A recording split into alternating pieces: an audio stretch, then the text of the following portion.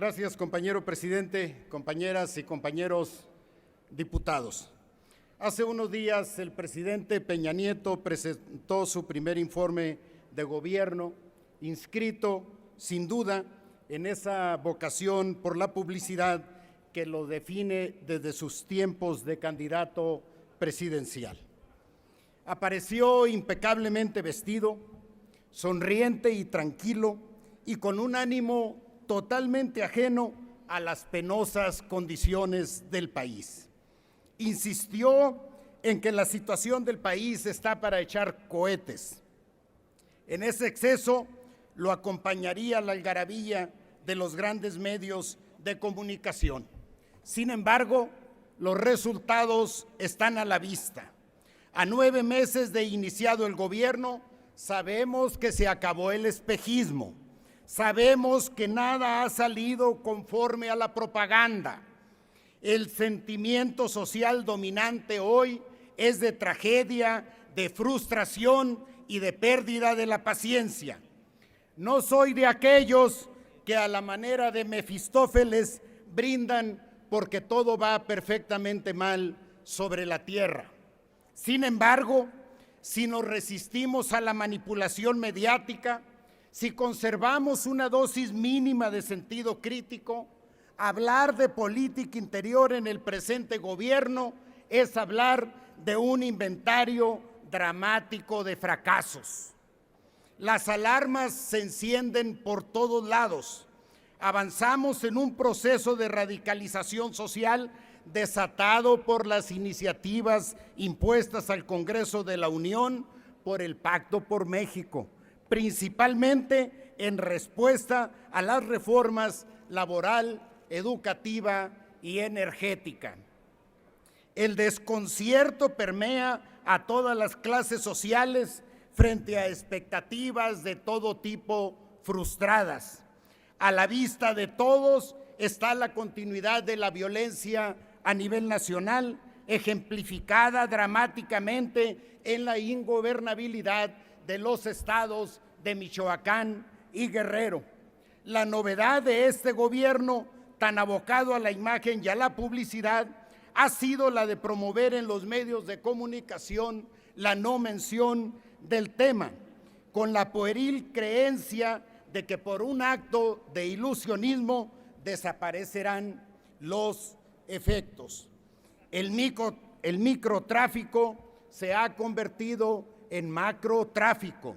La sociedad no reconoce ética alguna en el gobierno. La percepción de una corrupción galopante recorre al país. Según cifras del diario Reforma, pasó de 67 a 77% la percepción de corrupción en tan solo 9 meses de este gobierno. El viejo corporativismo sindical, autoritario, corrupto y antidemocrático, goza ahora de cabal salud gracias a la bocanada de oxígeno que le ha dado el presente gobierno.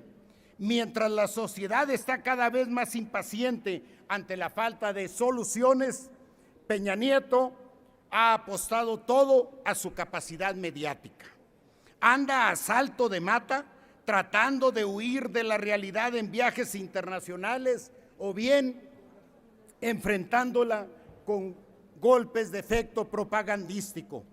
Arrastrado por los acontecimientos, cambia por igual de sede para su informe que de políticas públicas estratégicas. Con frecuencia queda la idea de que no sabe dónde está parado, que ya perdió la visión de conjunto o que de plano nunca la ha tenido.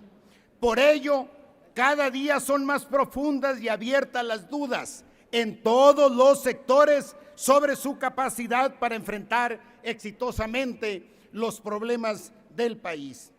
Ahora, la cuestión es cómo hemos llegado hasta aquí. La falta de consenso en cualquier iniciativa estratégica del gobierno es invariablemente el prólogo de una crisis política. Existe una estrecha relación entre las movilizaciones sociales que hoy ahogan al país y la imposición legislativa sistemática del gobierno a través del Pacto por México. El Pacto por México, insignia de la política interior del actual gobierno, anunciado como una propuesta política colegiada para enfrentar los retos actuales del país y proyectar su modernización, ha constituido en realidad un golpe de Estado legislativo. Aquí la mayoría aprueba leyes sin leerlas, sin conocerlas y, por supuesto, sin consultarlas con la sociedad. El gran problema es que la mayoría parlamentaria, si bien puede imponer el derecho, jamás podrá imponer su observancia, no obstante su apuesta total a las fuerzas del Estado.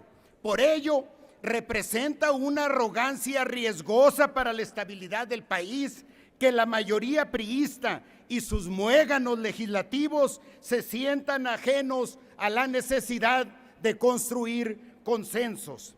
El magisterio, los trabajadores, los defensores del petróleo como recurso de la nación, los grupos de autodefensa, la inseguridad, la falta de crecimiento económico y desempleo pasan factura ante la imposición.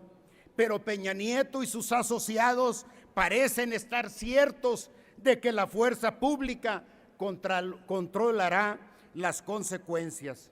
No se dan cuenta que el subsuelo arde, que la insatisfacción social, antes silenciosa, empieza a despuntar y a mutarse en movilizaciones sin fin. No se dan cuenta que no pasa un solo día en el país que no quede marcado, cuando menos, por un grave sobresalto.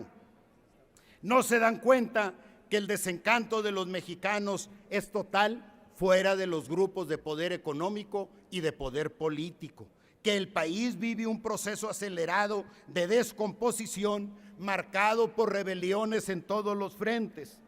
Pero el extremismo, el empecinamiento y la soberbia, hasta ahora sin tope, de los signantes del pacto, han precipitado la brecha entre las instancias formales de intermediación, es decir, los partidos políticos y la participación popular, y empiezan a convertir las actuales fisuras sociales en grietas sin restauración institucional posible.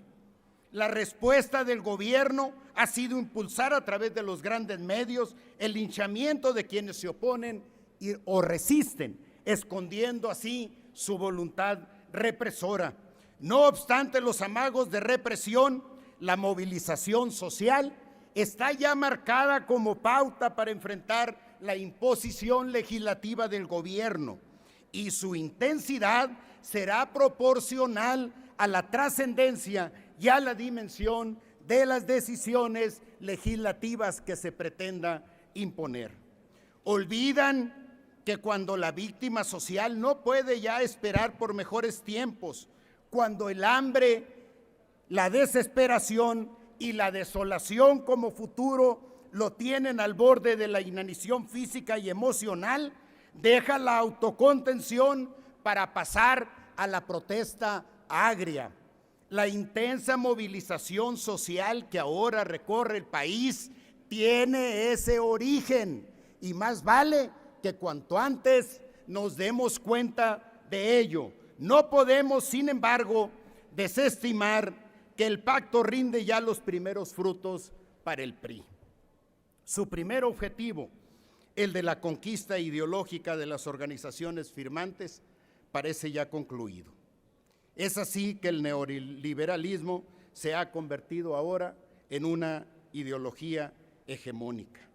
Es cierto, a México le hace falta un gran acuerdo nacional, pero este acuerdo no pasa solo por la política de cúpulas que tanto daño ha hecho a la democracia en México, pasa imprescindiblemente por la sociedad. El acuerdo que México necesita en primer lugar es el respeto a la voluntad libre de los mexicanos para elegir a sus gobernantes en todos sus niveles.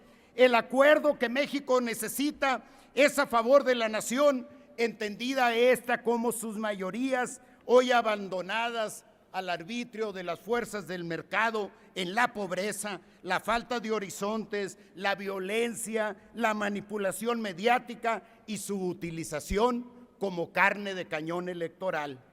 La alternativa es recuperar el sentido democrático en el quehacer legislativo. Si se legisla con legitimidad, con inclusión, con honestidad, con diálogo, el país puede encontrar aquí en esta Cámara salidas genuinas a la crisis. En verdad, no es mucho lo que pide el pueblo de México. Si actuamos con honestidad, con patriotismo, con democracia, nos irá bien a todos. En caso contrario, escúchenlo bien, más que un acuerdo político, requeriremos entonces de un tratado de paz. Gracias a todos por su atención.